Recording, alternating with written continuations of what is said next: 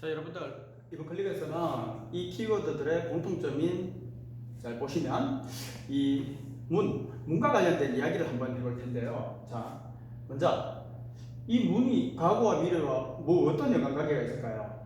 자, 그거에 대한 이야기를 한번 해보려면 그리스 로마 신화 이야기를 잠깐 지금 해봐야 될 필요가 있는데, 그 문지기 신이 있죠. 그 두 얼굴을 가지고 있다고 하죠. 그 문지기 신의 이름이 뭡니까? 바로 야누스 아닙니까?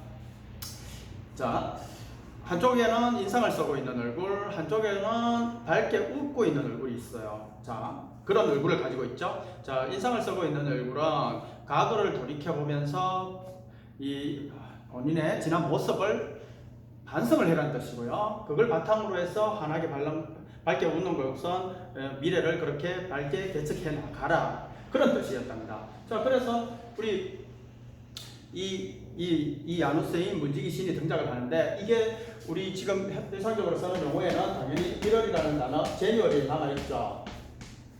자, 여러분들 카이사르 아시지 않습니까? 시죠. 자, 기원전 100년에 태어나가지고 44년까지 살다가 간 이 인물에 의해 가지고 우리가 그 이집트에서 쓰던 그 달력, 즉 12달의 이 양력의 개념이 도입이 됐다 하죠. 그전에는 로마에서 쓰던 달력은 10달이었답니다. 그러니 총 10달이니 맨 마지막 달이 뭐 60일, 90일 이런 식으로 엉망진창이었다 하죠. 그래서 12달의 개념을 만들면서, 자, 처음에는 10달이었어. 그러면 두 달의 개념, 즉 현재 우리가 알고 있는 1월달, 2월달의 개념이 포함이 되는데, 그게 처음에는 연말에 있다가 다시 이 연초로, 즉 1월, 2월로 불러오게 됐다 하잖아요. 그 중에서 이 제니월이 1월, 자, 생각을 해보십시오. 그 전 해와 그 다음 해로 넘어가는 그 단계에 있지 않습니까? 그러니까 구식해와 지난 해와 새로 열리는 해의 그 경계선상에 있는 달이다 보니까 야누스에서 이름을 따서 제니월이라고 했고요. 우리 또 표리부동한 내지는 뭐 두 얼굴을 가진 이런 말을 할 때 우리 어떻게 표현을 합니까? 야누스 페이스타, 이런 표현도 있다라는 거. 자, 그다음 브라질 리우에서 올림픽이 있었지 않습니까? 그 리우의 정확한 명칭은 어떻게 됩니까? 리우 데 자네이로 아닙니까? 그게 브라질은 포르투갈의 식민지였단 말입니다. 그러면은 이게 포르투갈어로 뭐냐? 리오는 리버리라는 뜻이고, 때는 오버, 자네이로는 제뉴어리 해서 리오데자네이로는 1월의 강이라는 뜻이라는 것. 자, 그래서 과거와 미래가 이 문과, 물론 뭐 문은 당연히 안과 박을 1차원적으로 연결해주는 그런 어떤 의미도 당연히 있죠. 자, 그럼 우리 이 세금하고 뭔 상관이 있을까요? 자, 중세 유럽에서는 세금을 거두는 여러 가지 방법이 있었는데, 그 중에 이 창문의 크기와 창문의 개수로 세금을 매겼다고 하죠. 그래서 우리 여기서 나온 게 창문세가 있고요. 그래서 사람들이 세금을 피하기 위해서 어떻게 큰 건물의 창문은 뭐 조그마하게, 또는 거의 출입문 외에는 뭐 거의 만들지도 않고 이렇게 이상한 기형적인 건물을 만들었다 하죠. 그러니 또 어떻게 건물을 또 많이 크게 만들면 당연히 잘 산다라는 개념이고, 그 또 더 나아가지고 그 건물에 난방을 하기 위해서 난로를 설치를 하죠. 그러면 이 난로의 개수 가지고도 또 세금을 매기, 난로세도 있었다고 하죠. 자, 성경하고는 무슨 상관이 있을까요? 자, 여러분들 우리나라도 보십시오. 6.25 전쟁이 끝나고 이 의무교육이나 이런 게가 보급이 됨으로 인해 가지고 우리 글을 못 읽는 이 무식자라고 하잖아요. 이 무식자의 비율이 급격히 줄어들게 되었죠. 불과 아직 100년도 채 안 됐단 말입니다. 뭐 유럽 이런 데도 말할 것도 없습니다. 그러면 자, 중세 유럽의 이 교회, 즉 천주교가 세를 확장하기 위해서 어떻게 했었을까요? 글을 못 읽거니, 하지만 사람들은 그림만 보면 그게 무슨 내용인지는 이해를 할 수가 있죠. 그래서 이 교회 창문에다가 이 성경의 내용을 각각 청청마다 성경의 내용을 그림으로 그려서 이 성경을 전파하고 설파하는데 한몫을 했다고 하잖아요. 자, 그러면은 그 창문에 이 이야기를 그림으로 표현을 했던 거 아닙니까? 그러면은 이 스토리가 당연히 이야기라는 것도 나오고, 당연히 교회 창문 청마다 그랬다 했으니까 이 스토리가 그리고 이 이야기, 이런 개념을 가지게 되었던 계기가 바로 그거였답니다. 자, 그리고 우리 문의 종류하면 뭐가 있습니까? 일반적으로 창문이 있죠? 당연히 윈도우. 뭐 그냥 일반 문은 도어. 그 다음 우리 대문, 게이트 아닙니까? 그 다음 뭐 회전식 문 이러면은 터스타 뭐 이런 게가 있죠. 자, 그런데 우리 이 윈도우와 관련해 가지고는 우리가 뭐 여러 가지 용어가 있지만 그 중에서 우리 그 경영 용어로서 우리 자산의 가치를 인위적으로 부풀리는 그런 현상을 뭐라 합니까? 분식회계라고 하지 않습니까? 그걸 바로 윈도우 드레싱 뭐 이렇게도 표현을 쓴다라는 거. 우리 문이야 뭐 도어 스텝 이러면은 뭐 문 현관 계단 뭐 이런 것도 있지만, 자, 우리 가가호호 방문할 때 그럴 때 우리 어떻게 합니까? 도어 투 도어 이런 표현도 있다는 거. 우리 게이트는 유명한 누가 또 있습니까? 빌 게이츠라는 분이 있죠.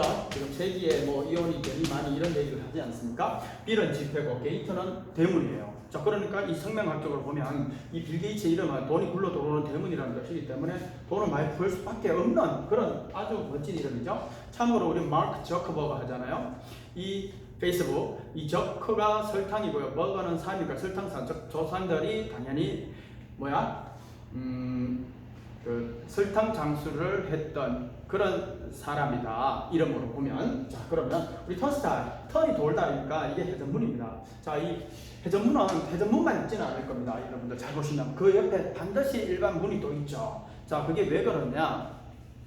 미국에서 이 클럽에 이 대형 화재 사건이 나서 사람들이 당연히 그 클럽에 회전문만 설치되어 있었답니다. 그러니까 그 회전문으로 그 몰리다 보니까 회전문은 딱 이 돌아가는 속도가 일정하지 않습니까? 그래서 엄청난 인명피해가 났다고 하죠. 그 속도가 느림으로 인해 가지고. 그래서 그 화재 사건을 계기로 회전문을 설치하는 데는 반드시 일반 우리 도어 미닫이 문을 당연히 설치하게끔 하는 그 법이 발의가 됐고, 그걸로 인해 전 세계적으로도 당연히 그런 비슷한 개념에 적용이 되어서 우리 일반적으로 회전문이 있는 곳에는 가보시면 반드시 일반 이 도어라는 게 있죠. 자, 그리고 이 회전문하고 일반문하고의 이 온도 유지 차원에서는 누가 더 탁월할까요? 회전문이 계속 돌면서 어떻게 바깥 찬 공기를 들어올 것 같지만, 이 회전문은 이 바깥 공간과의 이 텀을 완전히 최소화하는, 훨씬 더 최소화하는 구조이기 때문에 이 온도 유지 차원에서는 일반 문보다는 이 회전문이 훨씬 더 탁월하답니다. 자, 그리고 우리 이 문과 관련된 이 문의 구성 요소라든가 이런 거와 관련된 이 주상적인 의미로서 한번 또 얘기를 해보면, 문이 어떤 일반적인 한계점을 얘기도 하죠. 그 한계점으로 우리 뭐라고 합니까? 문턱 이런 말, 문지방 이런 말을 하지 않습니까? 우리 문턱을 뭐 높였다, 문턱이 너무 높다 이런 말을 하지 않습니까? 그러니까 그게 한계점 또는 뭐 있는 그대로 문턱이 그런 의미니까. 자, 요걸 뜻하는 영어 단어는 뭡니까? 바로 shoulder라는 거. 이게 그런 의미가 있다는 거. 자, 그리고 우리 창문 털이 있죠. 창문은 창문만 가지고는 유지가 될 수 없으니까 그걸 잡아주는 털이 필요하지 않습니까? 그 창문 털을 뭐라고 합니까? 바로 윈도우 실이라고 하는데, 이 윈도우를 생각하고 그냥 일반적으로 실이라고 하죠. 그러면 우리 털 더 나아가서 어떤 말을 씁니까? 프레임이라는 말을 쓰죠. 프레임은 털 구조 또는 액자라는 말도 하죠. 자, 그런데 우리 범죄 영화라든가 드라마 같은 데 한번 보십시오. 이런 말을 할 겁니다.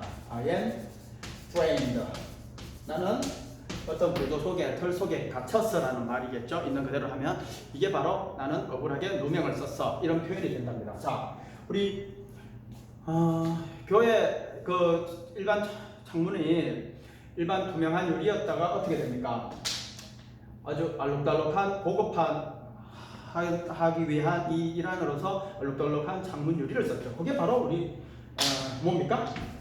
스테인드 글라스죠. 이것도 일종의 이 교회의 이 하느님의 말씀을 들을 수 있는 이 교회의 권위를 더 부각시키기 위해서 이런 고급화 및 이런 차원에서 그 위험이나 이런 걸 더 높이기 위해서 이런 어떤 유리를 만들어서 썼다고 하죠. 자, 그다음 우리가 문은 일반 문 보십시오. 이게 어디에 의존하고 있습니까? 바로 우리 흔히 말하는 이 경첩이라는 곳에 경칩은 우리 봄에 개구리가 입뜨는 날이라고 하죠. 자, 그러지만 요거 좀 헷갈리지만 이 문 자체는 어떻게 일반 문 대문도 그렇고요. 이 의존하는 것이 바로 이 경첩이란 말입니다. 그걸 우리 힌지라고 하거든요. 그래서 힌지 on이라고 그러면 우리 좀 이건 낯설지만 우리 공부를 할 때 depend on이라는 표현 많이 배웠죠. 어디에 의지하다, 의존하다 이렇게 되는 거죠. 당연히 뭐 rely on, rest on 이런 거 들어보셨죠? 그 다음 뭐야? counter, 그 다음 call, bet on 이래서 전치사 on의 도움을 받는 것이고 우리 여기에 또 전치사 to의 도움을 받는 거는 이런 게가 있죠. look to, turn to, result to 이게 바로 다 어디에 의지하다, 의존하다. 자, 우리 문이 뭔가를 막다, 뭐 뭔가를 방어를 한다. 추상적인 개념으로 또 그게 직업과 이어지면 뭐가 있을까요? 우리 문지기라는 표현 있죠. 문지기는 당연히 우리 doorman 이런 게 있고요. door keeper 이런 것도 있고 또 우리 대문 게이트니까 당연히 이걸 또 게이트맨이라고 하겠죠. 그 다음 뭐야? 게이트 keeper 이런 것도 쓸 것이고요. 우리 짐꾼이라는 뜻으로도 쓰이지만 포럴 이러면 이게 바로 수위 문지기라는 뜻이 있고요. 비슷한 영어로 우리 janitor 이런 것도 있죠.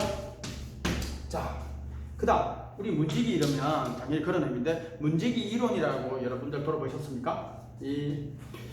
이 정책을 설정하는 과정에서 의제나 안건을 올리는 과정에서 이 체제에 위협이 되는 건 이미 그걸 걸러주는 필터가 있어서 이 정책에 반영되지 않을 것이다. 미리 걸러질 것이다.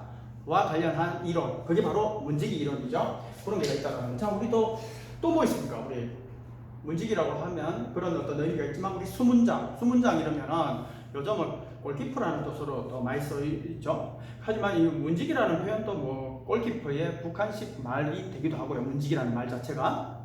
자, 그러면 우리 수문장이 우리 골키퍼라는 의미로도 쓰이지만 원래 수문장은 뭡니까? 궁궐의 그 주출입문 이 뭐 우리 경복궁의 주출입문은 뭡니까? 강화문 아닙니까? 그 문을 지키고 간장하던 벼슬아치들 그걸 바로 수문장이라고 하죠. 그래서 그걸 관리하는 수문장 청도 있었다는 거, 요 정도. 그리고 또 우리 그런 벼슬아치를 뜻하기도 하지만 이 대문이나 출입문에 이 귀신의 모양을 이 형상을 그려서 딱 또 그리기도 하고 그걸 만들어서 거기에 그 표지석처럼 세워두기도 했다고 하죠. 그걸 바로 또 수문장이라고도 한다는 거. 자, 이렇게 이 문과 관련된 이 키워드로 영어를 한번 생각해 봤는데 이런 것도 우리가 언어를 사용함에 있어서 그 언어를 좀 더 풍부하게 만들어 줄 수 있는 한 방법이지 않을까요?